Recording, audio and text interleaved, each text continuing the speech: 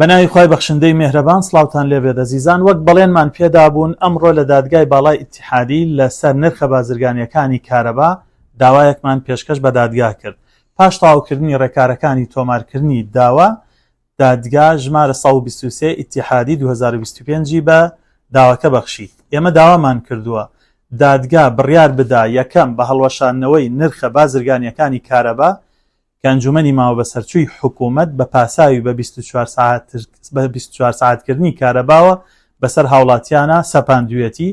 خاڵی دووەم داوامان کردووە حکوومەت و وەزارەتی کارەبا پابند بکرێ بە دابینکردنی کارەبای 24 ساعتی بە نرخی حکومی بۆ نرخانەی کە لە ڕێنمایی ژمارە 2 ساڵی 2021 وەزارەتی کارەبا داهاتوون. ئێمە وەک لە ڕابردوو ڕوونمان کردوتەوە کارەبا خزمەتگوزارێکی گشتیە هەموو هاوڵاتێک مافی خۆیەتی بە زستان و هاوین و هەر وەرزێکە بە نرخی حکومی بۆ پێداویستیە سەرەکیەکانی بەبێ زیادەڕەوی بەکاری بێنێ. کارەبا لە کوردستانە لە خوێنی خۆمان لە غازی خەڵکی کوردستان بەرەمهێنرێ نابێ ڕێگە بدەین بە بازرگانی پێمان بفرۆشنەوە.